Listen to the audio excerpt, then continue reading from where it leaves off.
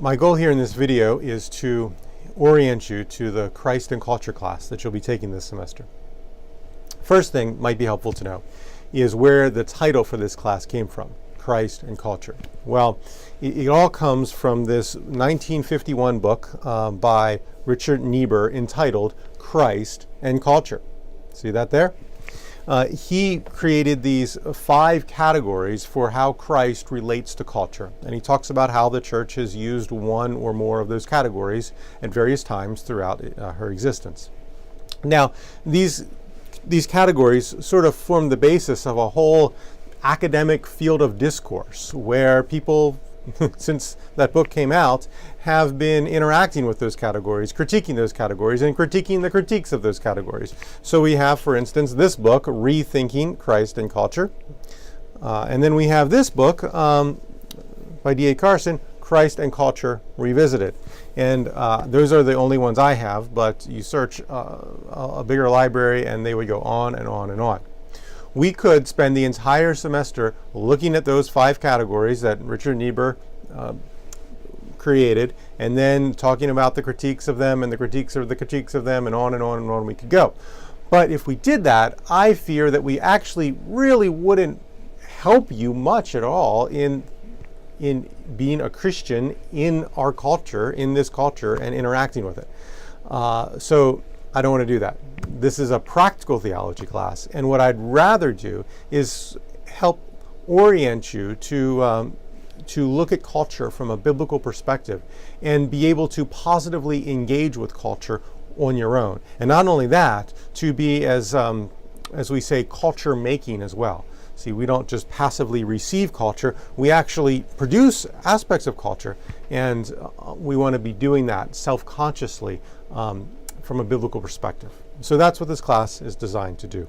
Now, let me say something about the books that we are going to use. We are going to use Ted Ternew's book, Populogetics. I'm not exactly sure how you say that word, to be honest, so you can do it however you want. And the subtitle, though, says more, Popular Culture in Christian Perspective.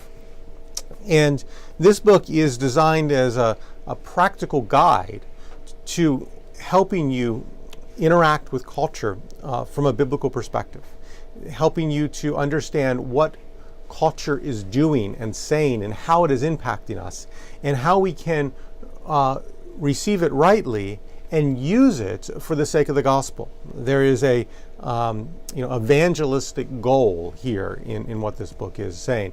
But not only that, I think there's a way in which, when we understand culture from a biblical perspective, we actually appreciate that culture even more. So we're going to use this book. It's going to form part of the basis of our class. I'm going to ask you to read it, to read the whole thing. I think it's very well written. It's not all that difficult. I think you will enjoy it. And the lectures for at least the first part of this class, first half of it, are going to follow very closely along the lines of this book. I got some material that, some curriculum that the author actually uses for a class that he teaches in the UK. And he actually cautioned me. He said, Mike, you might not want to just make the lectures, the same as what they're reading in the book. You don't want to insult the students' intelligence. And I certainly don't want to do that to you. But what I have found is that even though the material in here, and the material that's going to be in the lectures, because they're going to closely follow here, even though it's not incredibly complicated, it's not super difficult. It's one of the easier books that I've assigned for my classes this semester. Even though that is the case, it is hard to sort of get that material in the part of our brain where it needs to be in order for us to sort of receive culture through that perspective. In order for that material to be helpful for us, it's got to be like second nature to us. It can't be just sort of tucked off in sort of an academic aspect of our brain. We have to really start to get that to the forefront of our thinking as almost like a filter through which we receive and experience culture. In order for this material to be helpful to us, we got to know it really well, and we got to look at it from different perspectives. Therefore, the lectures will closely follow the book, because I know for myself, in order to start thinking this way, that the book explains. It took me several reads through this book. I've read this book several times now. It took me several times before I started to really kind of start to think this way. And I want you to think this way. I want you to, or at least be able to. And in order to do that, we're going to read the book together, and then the lectures are going to follow the book to try to help you understand the material really well. Well, that's for the first part of this class, where we're going to look at understanding a Christian perspective on the culture that's out there. We're assuming non-Christian culture, the popular culture, the culture that's out there that's not from an explicitly Christian perspective. We're looking at how to understand that. The second part of the class is going to be a guide to, okay, how do we as Christians produce culture? See, we're not only culture receivers, we are all culture producers in some way, shape, or form. And some of us have that as a more explicitly our calling. Some of you may be artists, or in some field where you are more directly producing things that other people will see and receive. And how do you do that from a Christian perspective? How do you produce culture? That'll be the second part of our class, where we look at Christian imagination and what are the assumptions behind how Christians should do culture. Now, I've assigned two sets of assignments that correspond with the first part of the class and the second part of this class. The main assignment, each of which is, for each part of the class, it's worth 40% of your grade. So the main, together 80% of your grade. The main thing, I've asked you to write 2 papers. For the first part of this class, I've asked you to write a paper where you analyze some form of non-Christian culture. Something that's not from an explicitly Christian perspective. It doesn't have to be like evil or something like that. I'm not asking you to enter some sort of satanic cultural artifact in order to interact with it. No, just any old movie out there, any song on the radio that's not from an explicitly Christian perspective is fair game for this. And I want you to analyze it according to what we see in this book, the 5 questions that he talks about in this book. We'll talk all about those questions. Those 5 questions are clearly in here, so you'll see it. And that's what the main assignment for the first part of this class. I want to teach you how to analyze popular culture in general, really, and then I want to ask you to do that for an assignment. Pick something and then talk about it.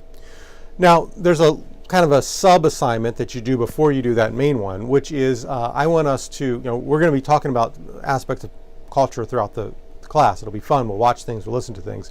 But I kind of want to sort of bring it all together as an example for you, and that is that we're going to look at the movie The Black Panther. So I want you to watch that movie, and I want you to write a 1-page summary of that movie. The 1-page summary is just designed to get you really thinking about what actually happens in the movie. I don't know about you, but sometimes I watch a movie and I'm entertained, but you know what? I couldn't really tell you the story of it all that well, because all I did was just sort of passively received it. For this, to do a good analysis of a movie or a piece of culture, you need to really understand it. So I'm just asking you to write that 1-page summary so that you think about the movie in a little bit more disciplined way. And then the week that is due, you'll see it on your syllabus, we are going to have a discussion about it. We're going to look at that movie in light of the 5 questions, the very same thing that I want you to be doing for your assignment that's due the week after that. So, first part of this class, looking at how do we receive and analyze and use culture that is not explicitly Christian. Second part of the class is Christian imagination. How do we as Christians produce culture? And there I'm asking you to read this wonderful book, Gilead. I like this book a lot. It's interesting. It's about a pastor. I read it when I was a pastor. It resonated with me. I like it a lot. I hope you like it as well. It's a pretty easy read. So I'm asking you to read it through. You've got to write a 1-page summary about that as well, just again so that forces you to think about the book in a more disciplined way.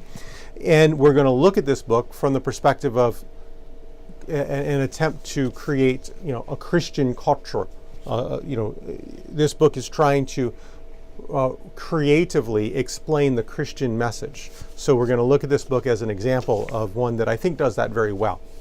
So I ask you to do the one-page summary of it in light of our discussion. And then I also ask you to do one of two things. So you have two options here for the final paper. Either pick some sort of cultural artifact that is from an explicitly Christian perspective and evaluate it. So maybe a Christian movie or a Christian book. Not this one, but one of the other ones that is done by the same author or something like that. Pick something like that and then evaluate it according to the criteria that we talk about in class. That is one option. Or you could try to create something on your own. You could write a short story. You could create a piece of art. You could do something that is, again, the ground rules for this is that it has to be trying to explain some aspect of the Christian message. It has to be derived from and only make sense in a Christian worldview. So if you want to try to produce something, then do that and then write a shorter paper about how your particular expression of the Christian worldview, the Christian theology, how does it fit with the criteria that we've talked about for Christian imagination. So you have a choice there for the final one. We'll talk more about that in class when that gets closer. But I just want to kind of give you a big picture overview of what's required for this class. 2 papers. One of them actually could turn into being mostly a project if you wanted it to be, but 2 main assignments with the sub-assignments that are before that. You've got to read 2 books and watch a movie. I hope that's not too strenuous for you. Finally, let me just say that I hope this class will be fun. I hope it will be, we'll interact with some things, we'll watch some things, we'll listen. It won't be just me lecturing. There'll be a lot of discussion as I'm going to be asking you to participate in this. Let me say one thing, though, too, about sort of how I come at this. I think that if people in the church that I pastored knew that I was teaching a class on culture, they would probably laugh, because I wasn't the one who was known to be the most culturally in the know about the latest movies or books or various other things. I kind of had the reputation of maybe living under a rock and just reading theology.